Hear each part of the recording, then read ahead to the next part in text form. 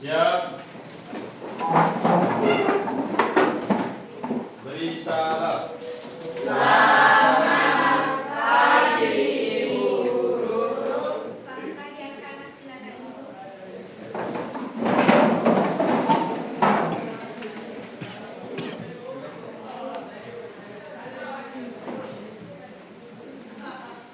Oke, baik, sebelum kita memulai pembelajaran, mari kita awali dengan doa. Saya minta salah satu doa.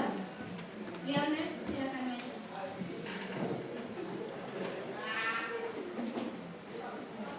Guru dan teman-teman, sebelum kita mulai pembelajaran hari ini, mari kita sama di dalam doa.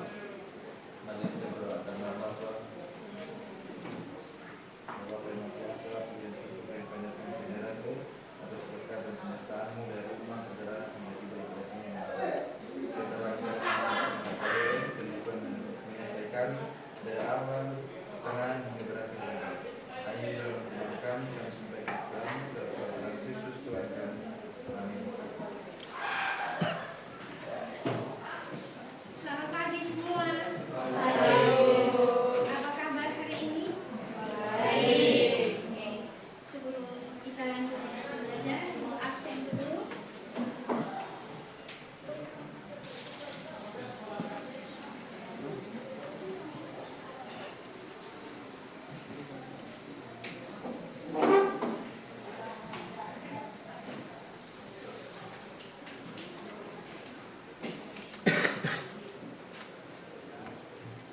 Ada Sinta Taneo, hadir Ibu. Aurelia Paritas, hadir Ibu.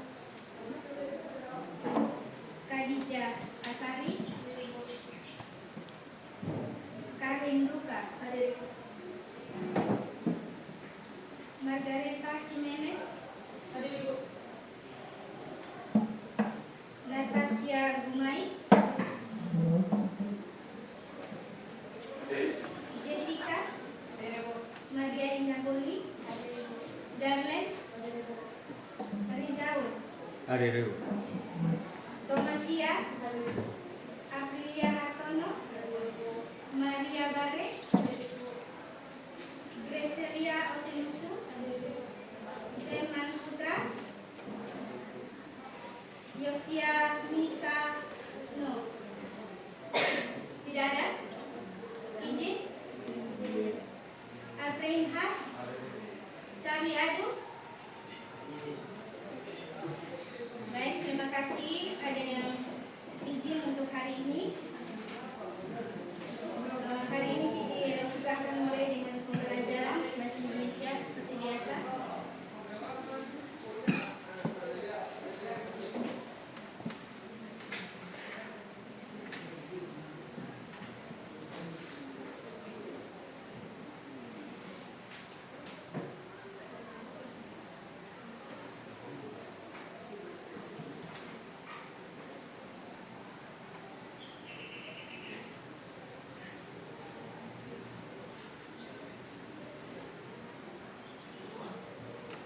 Oke, apa kabar hari ini? Baik. Jangan terlalu tegang. Kita relax saja dulu. Jadi, tujuan pembelajaran kita hari ini, kita baca sama-sama di sana, adalah peserta didik Mampu mengolah dan mengekspresikan pikiran, pandangan, arahan, atau pesan untuk kemajuan usul, perumusan masalah, dan solusi dalam bentuk monolog, dialog, dan gelar bicara secara logis, runtut, kritis, dan kreatif. itu adalah tujuan pembelajaran kita.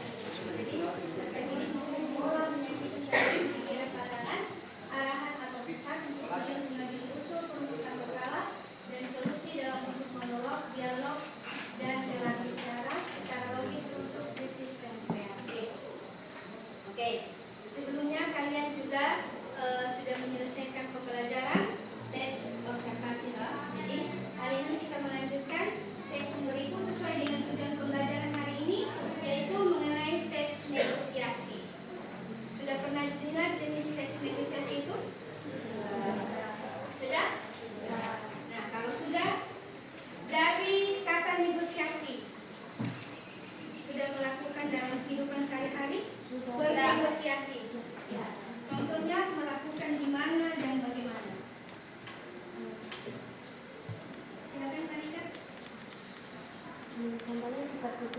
lalu pasar ke Oke, misalnya berbelanja di pasar. Di situ pastikan ada interaksi negosiasi antara siapa? Penjual dan pembeli. Oke, selain di pasar ada lagi? Dalam sekolah ada interaksi antara guru dengan siswa. Nah, di situ ada terjadinya negosiasi tidak? Ada. Misalnya kamu ada yang tahu menawar tentang nilai tidak? Ya. Tapi biasanya tidak ada timbal balik. Timbal baliknya sesuai dengan kamu punya kemampuan kesehariannya. Oke.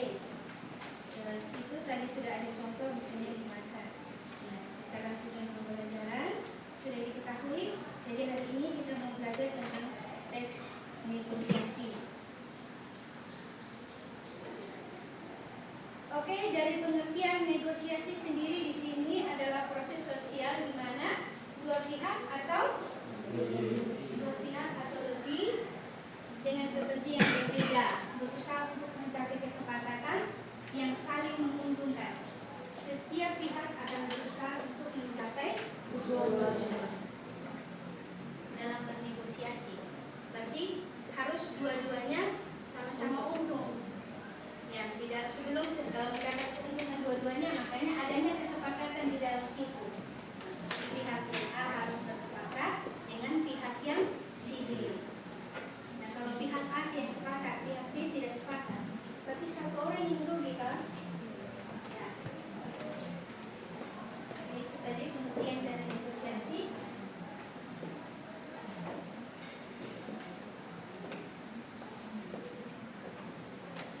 Ini ada apa? Apa ingat?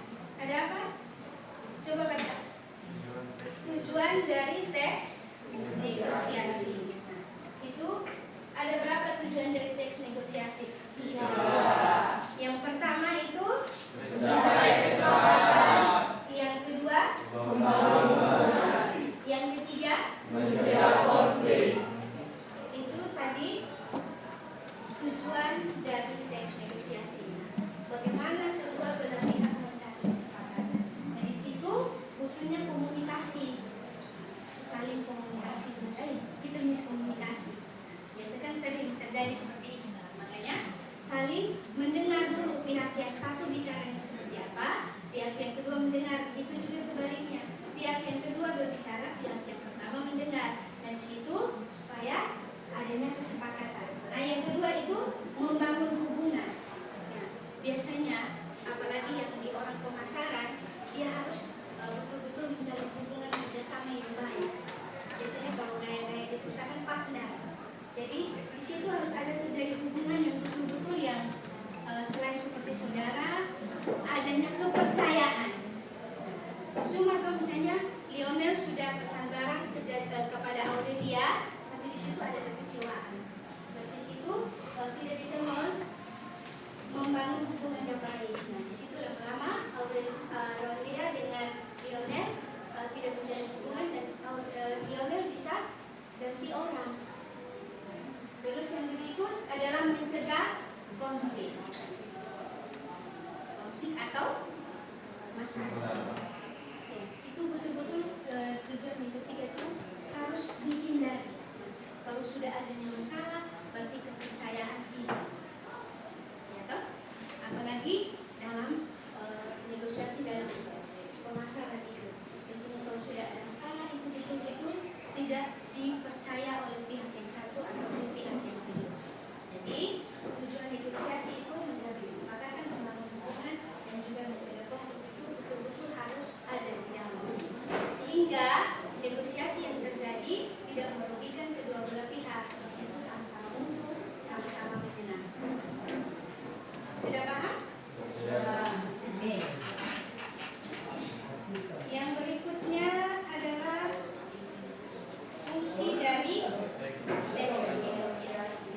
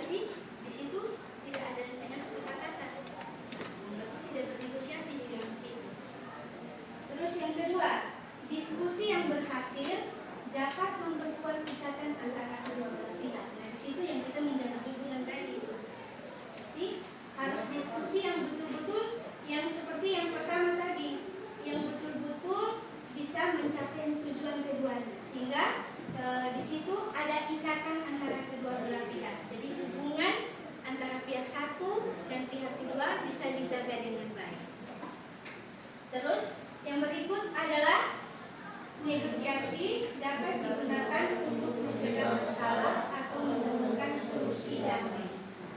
Biasanya di situ mencegah masalah atau menemukan solusi damai misalnya dalam permasalahan. Biasanya untuk menemukan solusi damai biasanya orang selalu panggil pihak yang ketiga. Adanya pihak ketiga supaya bisa memberikan atau kasih damai yang pihak satu dan pihak dua ketika terjadi masalah. Di situ pasti ada solusi. Nah, kalau tidak ada solusi, bagaimana? Namanya negosiasi. Di situ kita berusaha supaya adanya kesepakatan, adanya solusi ketika adanya masalah dalam kedua belah pihak. Itu tadi fungsi dari teks negosiasi. Yang berikut, ciri-ciri dari teks negosiasi. Pasti tahu toh? Itu misalnya tadi Aurelia sudah contoh terjadinya teks negosiasi di pasar. Nah, di situ ada yang pertama, adanya dua belah pihak atau lebih. Nah, kalau sendiri dia mau ngomong dari siapa? Tidak mungkin toh? Pasti harus dua orang atau lebih. Yang berikut ada lagi tujuan untuk mencapai kesepakatan. Misalnya, walaupun antara teman dan teman, ketika kamu bertemu pasti harus membicarakan sesuatu, ada tujuannya.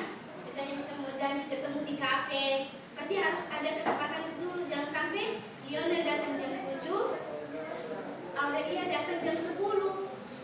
Di situ ada kekecewaan, jadi hubungan semakin merenggang karena tidak adanya kesepakatan waktu. Yang ketiga, terdapat tawar-menawar. Terdapat tawar-menawar itu biasanya yang kita temukan di pasar. Penjual sudah taruh harga sayur kangkung di 5.000, ya terpaksa masih 25.000. Gitu. Satu ikat 5.000, kita masih paksa tawar untuk 25.000. Di situ terjadinya tawar-menawar. Nah, kalau misalnya penjual sudah bilang, oh saya bisa dapat untung, pasti di situ ada kesepakatan. Nah, kalau memang dia belum dapat keuntungan dari kedua ikat kangkung, dia akan tetap pertahankan dia punya harga awalnya itu. Nah, artinya bagaimana dengan penjual dan pembeli? Dia tetap beli dengan harga 5.000 satu ikat kangkung. Di situ terdapat tawar-menawar. Yang kedua, adanya kompromi.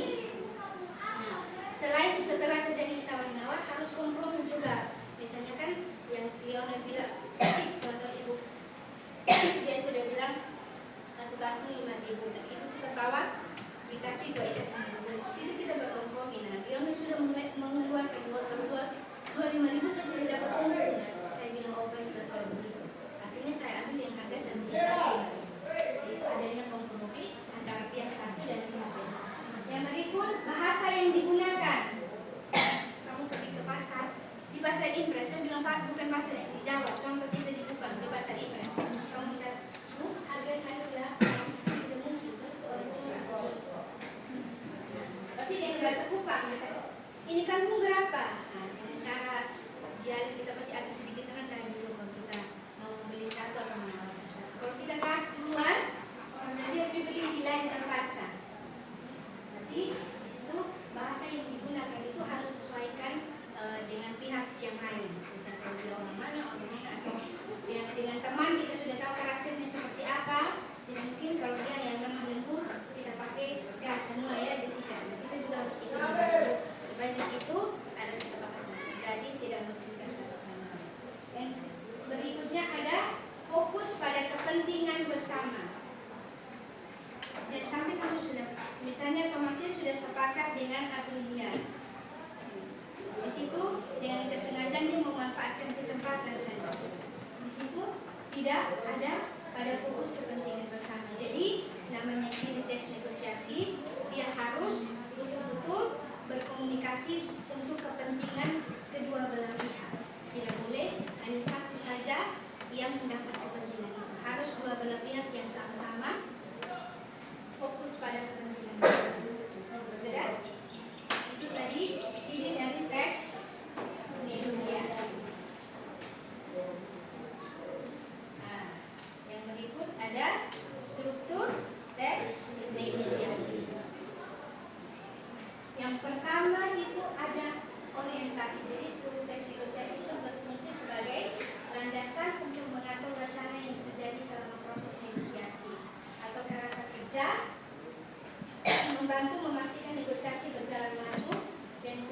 terkait dibahas.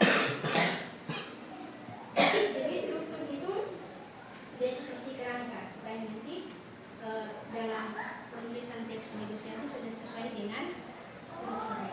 Yang pertama ada orientasi. Ada yang tahu orientasi itu biasanya ditulis tentang apa? Apakah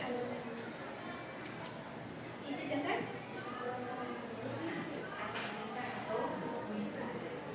di situ biasanya dalam teks negosiasi itu kata pengantar atau pembukaan. Biasanya dalam teks negosiasi ciri khasnya dalam bentuk dialog ya. Di situ ada jadinya komunikasi antara yang satu dan yang kedua. Biasanya dia itu letaknya di bagian pengantar atau sinopsis cerita sedikit tentang sebelum masuknya dialog. Nah itu biasanya terletak di bagian komunikasi. Terus yang kedua ada pengajuan atau permintaan. Nah pengajuan permintaan itu di situ di bagian terjadinya permintaan. Misalnya ada teks yang ini berapa atau dia mau yang beli yang ini saja. Itu yang bagian permintaan, dialog yang tentang bagian permintaan. Misalnya di situ ada toko yang jualnya banyak jenis, tapi dia minta yang baju kaos yang warna ini, warna itu. Nanti pelayan toko yang ada ini bu, ada yang ini. Yang berikut penawaran. Contoh di bagian situ berarti sudah mulai terjadinya tawar menawar, negosiasi tawar menawar. Berarti yang pemilik toko contohnya sih sudah patokan harga 500.000, tapi kita bilang bisa turun tidak atau bisa kurang tidak. Paham? Nah itu letaknya di bagian penawaran. Nah persetujuan, misalnya kalau setelah terjadinya tawar menawar, kalau pihak penjual sudah setuju, nah di situ dinamakan dengan struktur bagian persetujuan. Yang terakhir pernikahan. Biasanya paragraf yang mewakili cerita dari teks negosiasi tersebut. Itu dari struktur teks negosiasi. Nah, dari pengertian sampai struktur ada yang mau bertanya? Ada? Sebelum saya melanjutkan yang strategi dalam negosiasi. Ada yang mau bertanya? Ada? Tidak? Paham semua? Yang berikut ada strategi dalam negosiasi. Strategi dalam negosiasi itu metode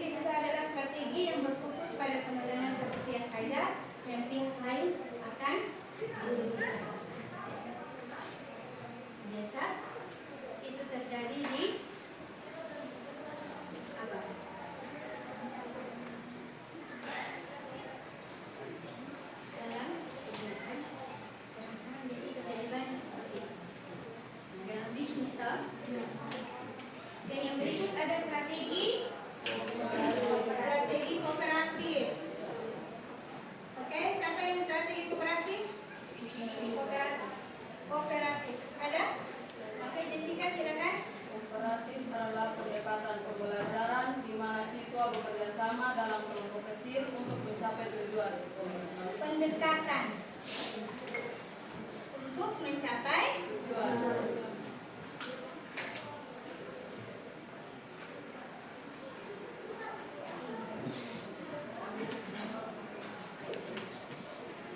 yaitu masuk dalam strategi operatif pendekatan pembelajaran untuk mencapai tujuan.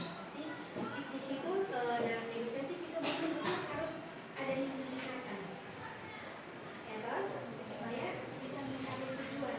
Kalau kita orang baru, kita tidak kenal dulu, kita tidak dekat dulu, pasti kita sebenarnya tidak mampu atau ketika menawarkan sesuatu atau ketika meminta sesuatu. Jadi harus adanya strategi pendekatan.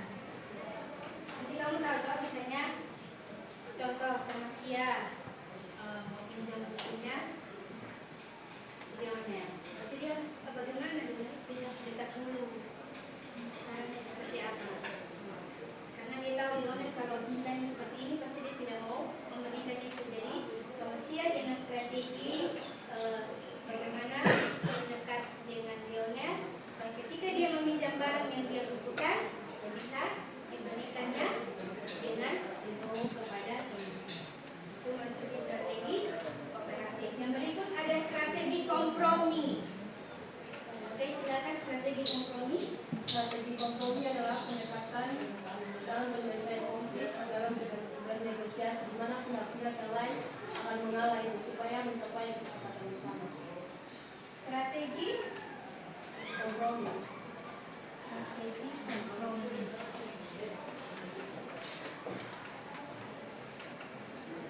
Coba ulangi. Adalah pendekatan dalam penyelesaian konflik atau negosiasi.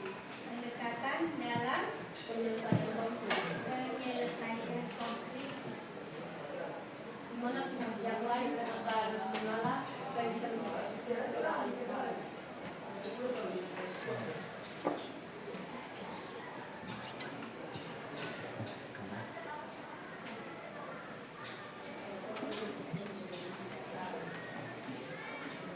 yaitu strategi kompromi di mana pendekatan dalam penyelesaian konflik pihak lain akan mengalah supaya mendapatkan kesepakatan bersama.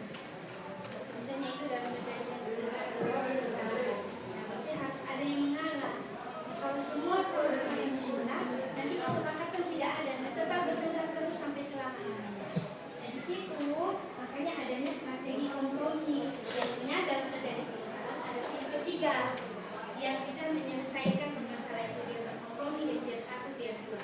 Dan di situ mungkin strateginya tidak gabungkan mereka dulu, pergi ke tempat masing-masing yang bertentangan gitu. Nah, ketika mereka sudah ada titik temu, dari situ akan terjadinya kesepakatan. Oke, yang berikut ada strategi menghindar. Oke, ada yang bisa jawab mengenai strategi menghindar itu seperti apa? Oke, Daniel silakan. Strategi menghindar merupakan pendekatan dalam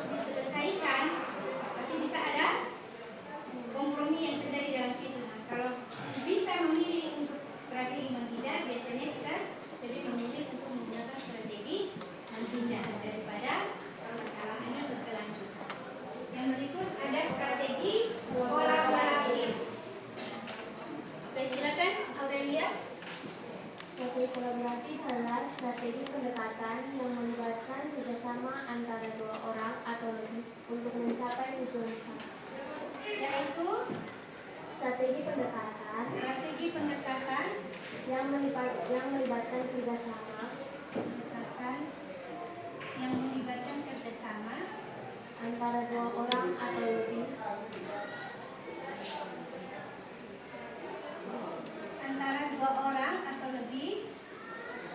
untuk mencapai tujuan bersama.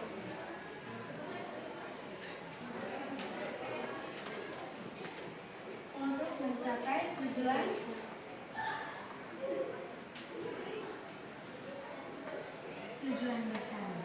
Itu ada di strategi kolaborasi, yaitu strategi pendekatan yang melibatkan kerjasama antara dua orang atau lebih. Seperti tadi, kalau ada yang misalkan kalau dua orang tidak bisa selesai, harus pada pihak ketiga. Nah, di situ ada kolaboratifnya atau kolaborasi antara ketiga pihak itu supaya bisa menyelesaikan konflik atau masalah. Adanya negosiasi bisa jadi dalam satu. Itu tadi strategi negosiasi. Ada yang mau bertanya? Oke, itu semua masing-masing sudah ada pengertian. Jangan lupa mencatat nanti. Silakan. Oke, yang berikut ada kesalahan yang harus dihindari dalam negosiasi. Ada yang pertama, tidak melakukan persiapan yang matang, bersikap terlalu emosional, fokus pada posisi bukan kepentingan, terlalu cepat menyerah, dan yang berikut tidak membangun hubungan. Itu tadi kesalahan yang harus kita hindari dalam negosiasi. Nanti apalagi kalau kita yang membutuhkan sesuatu dari pihak sebelah. Nah, kalau kita tidak menghindari itu, otomatis tidak mencapai tujuan yang kita mau. Juga kalau pihak sebelah merasa dirugikan, otomatis dia tolak mentah-mentah. Di situ sudah ada strategi tadi, kita mencoba menggunakan itu, dan juga jangan lupa harus menghindari kesalahan yang terjadi. Kalau misalnya kita datang untuk meminta sesuatu dengan secara emosional, otomatis juga pihak sebelah yang mau memberikan.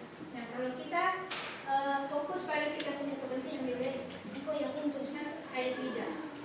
Itu juga yang berikutnya, terlalu cepat menyerah. Kalau misalnya sudah jatuh ke kaki, kita mencoba lagi yang berikutnya dengan cara yang lain. Banyak strategi yang sudah ikut. Terus yang berikut ada yang sebelum kita melakukan yang itu, kita harus pendekatan menjadi dulu terlebih dahulu berteman dengan dia dulu satu berani. Itu tadi kesalahan yang harus dihindari dalam negosiasi. Oke, itu Ibu sudah jelaskan dari pengertian sampai ciri-ciri, ada struktur, ada strategi, dan ada kesalahan yang harus dihindari dalam teks negosiasi. Ada yang mau bertanya mengenai materi yang tadi sebelum kalian mengerjakan NKPD? Ada? Ada? Tidak ada? Oke, kalau semua sudah paham, silahkan balik tempat duduknya ke arah teman yang bagian belakang supaya kita duduk dalam kelompok. Oke, yang bagian kanannya Ibu dalam satu kelompok saja, yang di kelompoknya Renhat Ibu satu kelompok, yang di kelompoknya Dona Ibu satu kelompok.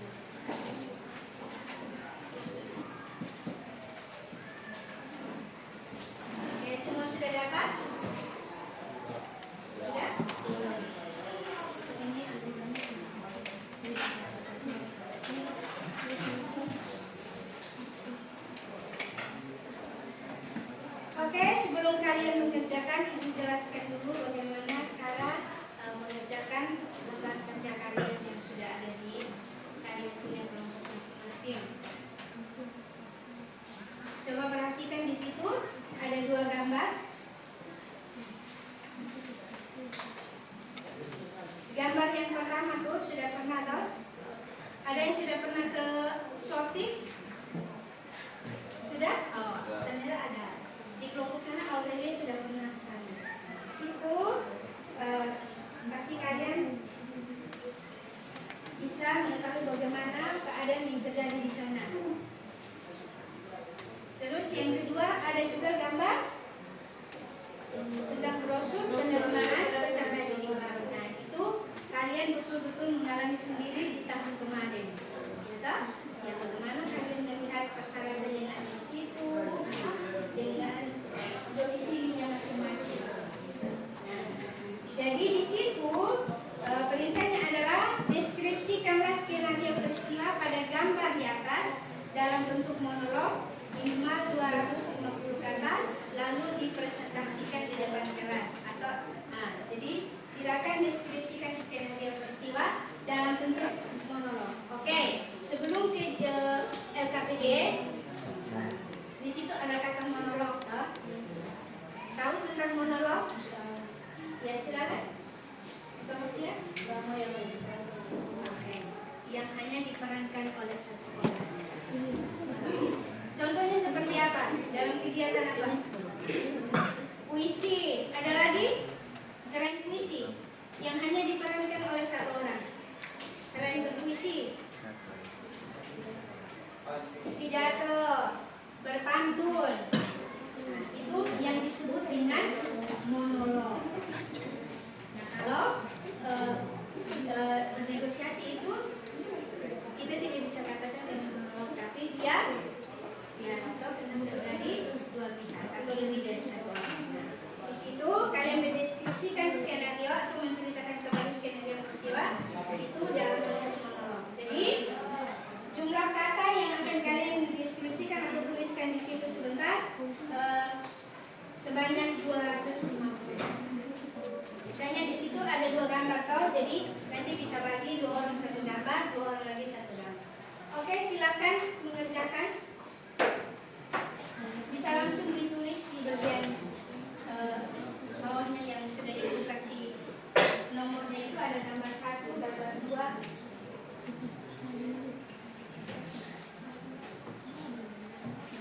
Bisa dibantu supaya lebih cepat.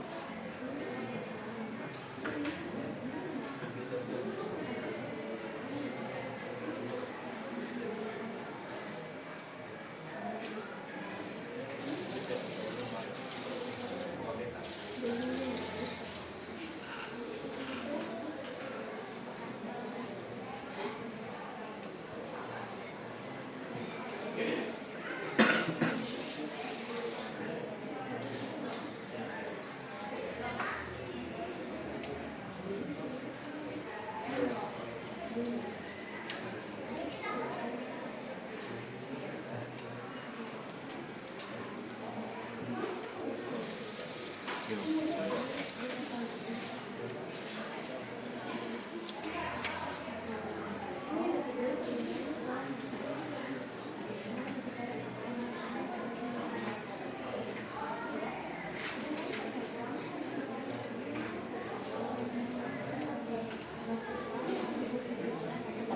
1 menit lagi. Kita akan mempresentasikan.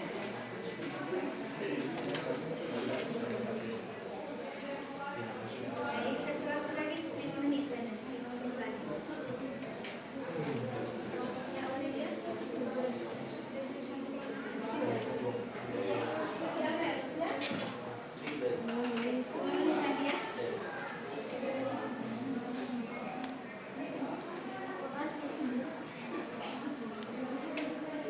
Kelompoknya manusia 5 menit lagi ya.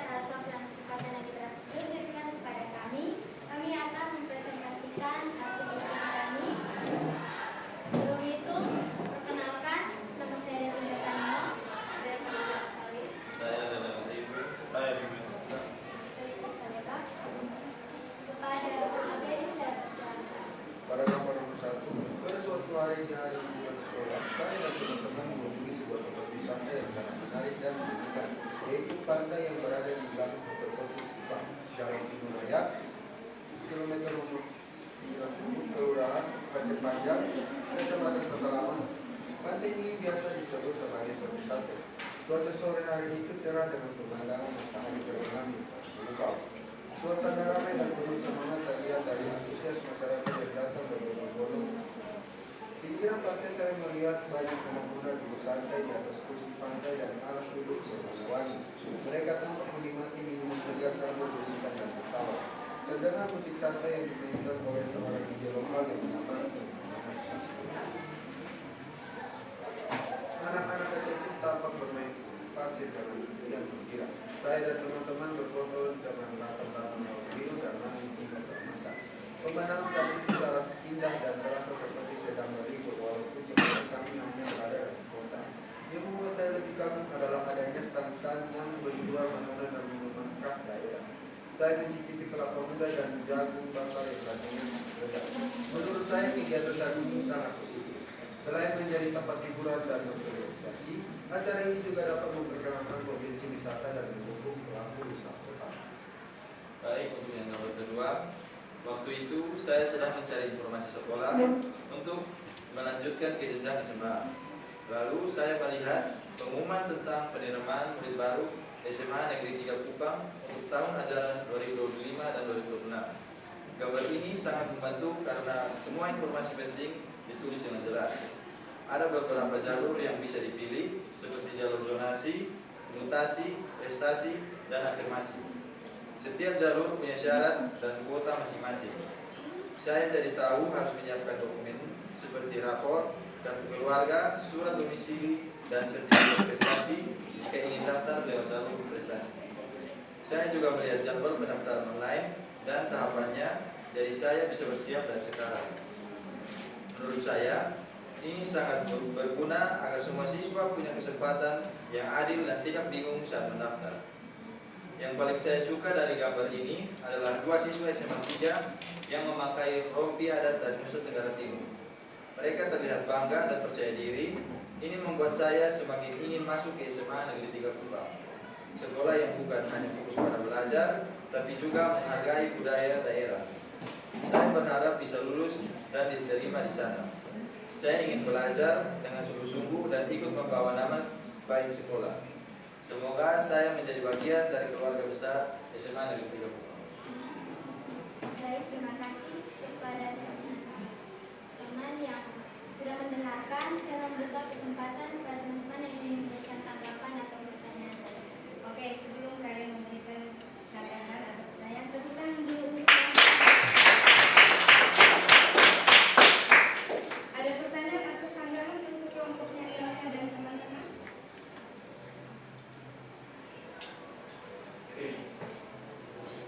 Ada? Darmil? Aurelia?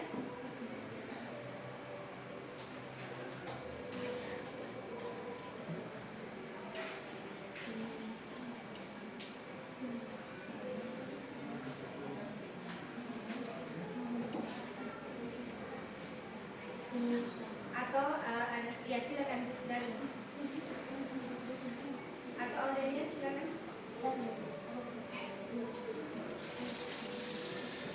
Baik, saya dari kelompok 4 ingin bertanya, apa perasaan yang dirasakan dari teman-teman saat saya diterima di SMA Negeri Kupang? Jadi jika diterima, saya merasa senang karena itu merupakan sekolah impian saya dan juga saya dapat belajar dengan teman-teman yang baru dan mendapatkan lingkungan yang baru. Terima kasih. Ada lagi dari dua kelompok? Maria?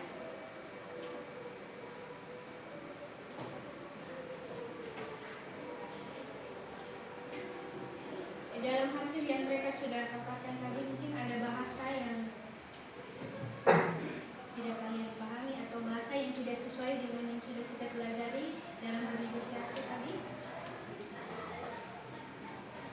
Ada? Ada tidak?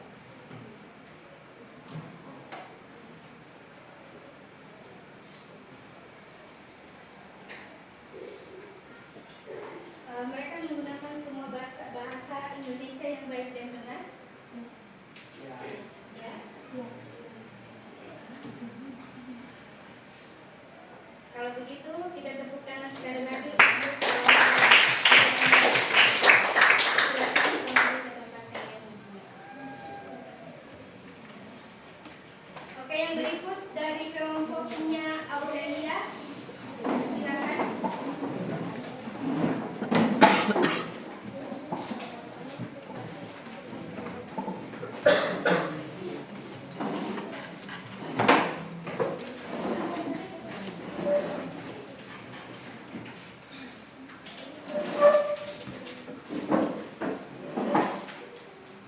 Baik, selamat pagi Bu dan teman-teman. Selamat pagi. Di sini kami dari kelompok 4 akan membacakan aktivitas kelompok.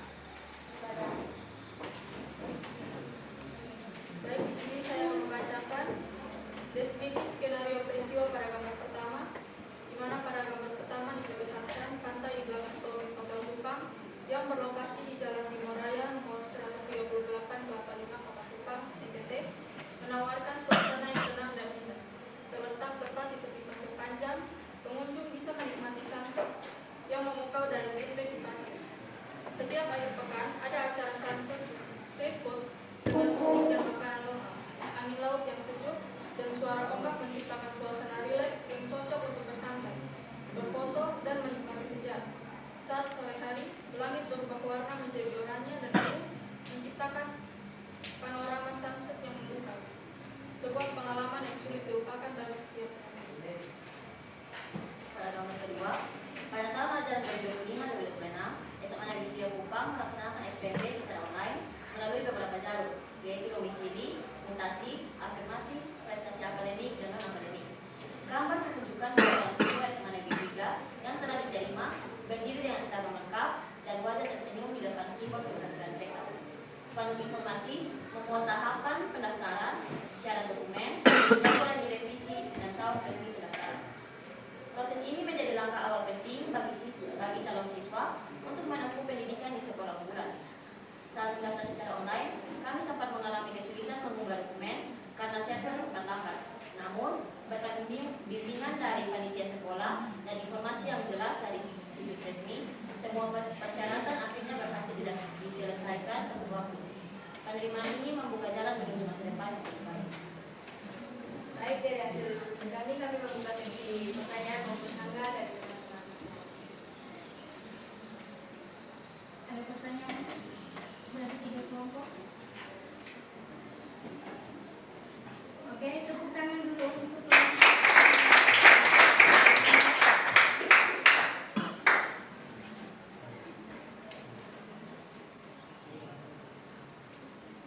Ada yang mau bertanya?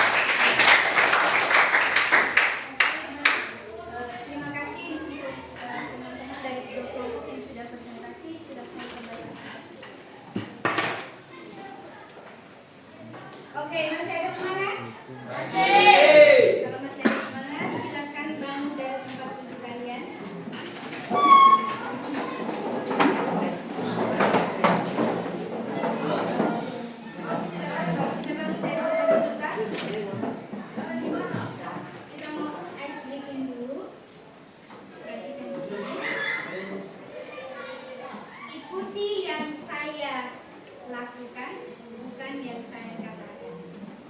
Sudah.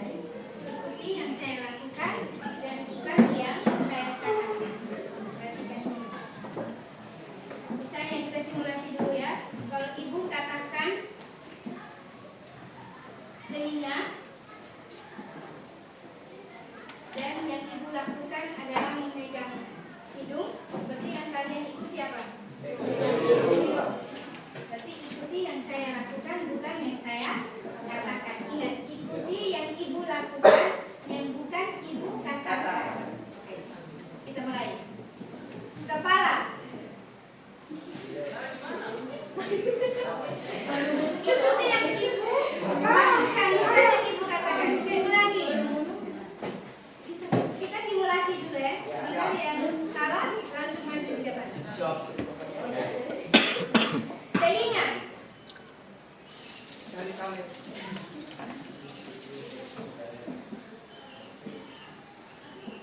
Rambut.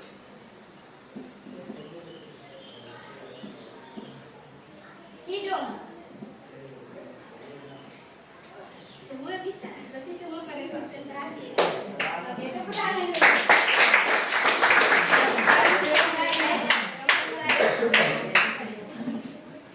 Sudah mulai ya? Mulai. Sudah simulasi tadi. Sudah konsentrasi. Kepala.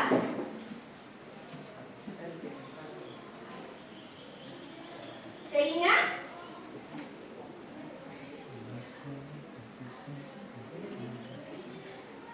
Hidung.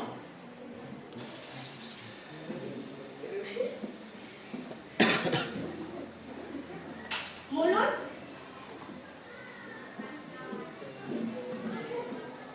Rambut.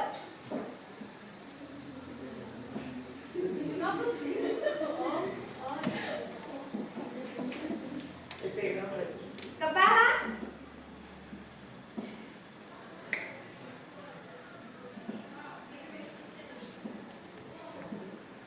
Telinga. Oke, tepuk tangan dulu. Konsentrasi ya, tidak. Ada yang salah?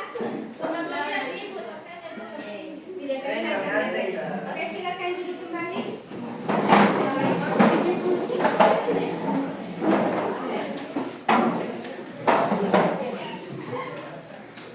Tadi yang awal simulasi, Lionel belum konsentrasi. Jadi saya sudah bilang tadi loh, ikuti yang saya lakukan, bukan yang saya katakan. Berarti kalau ibu pegang kepala, ibu sebut berarti yang lain, ibu katakan yang lain. Oke? Untuk pembelajaran negosiasi hari ini sudah ibu sampaikan dari pengertian sampai dengan yang terakhir tadi, kesalahan yang harus dihindari dalam negosiasi. Dan dalam LKPD juga kalian sudah mengerjakan mendeskripsikan. Nah, itu mendeskripsikan skenario berarti kalau hari ini dalam sini kan kalian berkelompok, tapi kalau dalam keadaan sendiri kalian melakukan menceritakan kembali dengan sendiri. Nah, itu berarti dalam bentuk apa tadi di situ? Dalam bentuk monolog. Sudah? Ada pertanyaan? Tidak. Ada kendala tidak dalam mengerjakan LKPD tadi? Tidak ada? Tidak ada kendala sama sekali? Jadi ada hal baru dalam informasi yang teman-teman presentasikan tadi? Ada hal baru tidak yang kalian dapatkan? Ada? Contohnya seperti apa? Oke, mengetahui di mana alamat SOTIS. Jadi ada beberapa teman tadi yang belum tahu SOTIS itu di mana walaupun belum tinggal di Kupang. Mungkin ketika kamu menyampaikan itu ada yang belum tahu alamat perinci yang ada di SMA 3 Kupang. Tahunya Bufut saja atau biasa sebut depan Ramayana. Tapi alamat yang jelas tadi ada di mana? Jalan WJ? Jalan WJ. Oke. Sebelum kita mengakhiri pembelajaran, Ibu akan kasih refleksi. Nanti Ibu tayangkan pertanyaan refleksinya. Silahkan kalian menulis, menjawab pertanyaan yang Ibu tanyakan. Ada 5 pertanyaan saja pertanyaan.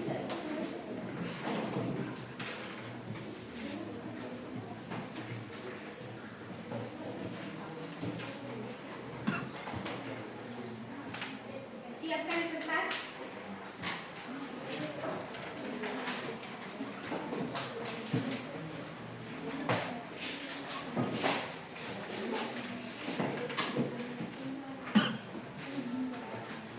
Itu ada, bisa dilihat.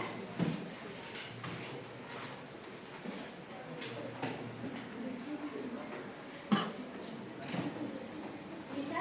Yang pertama itu, hal baru apa yang Anda dapatkan setelah mengikuti pembelajaran mendeskripsikan skenario dalam bentuk monolog yang di RKPD tadi.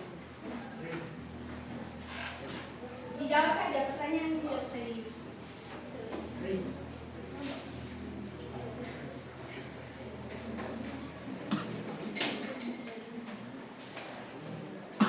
Apa yang dilihat sekarang? Hal baru apa, terus apa yang paling menarik dalam pembelajaran hari ini?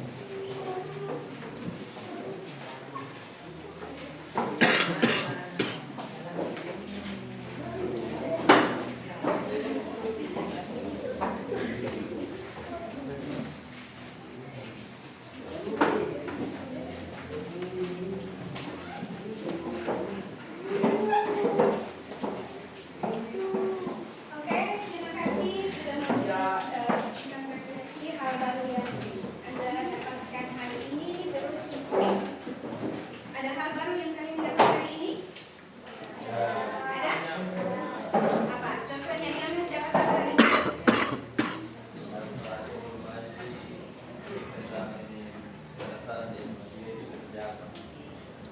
Terus hal yang paling menarik? Ada? Krista? Ada hal yang menarik? Karena dalam diskusi itu ada pemikiran dengan teman-teman, itu ada isu. Oke, terima kasih untuk hari ini. Jadi, kesimpulan pembelajaran hari ini bagaimana kalian mendeskripsikan kembali tentang sesuatu yang sudah kalian pernah lakukan, pernah alami. Misalnya tadi dari 2 gambar itu toh. Jadi ada hal baru yang kalian dapatkan, ada yang belum pernah eksotis dan mungkin selama ini yang mengikuti pendaftaran itu bukan kalian mendaftar tapi orang tua. Tapi ada dengan adanya gambar ada informasi tersendiri toh. Oke. Untuk pertemuan hari ini sampai di sini kita akan berjumpa lagi.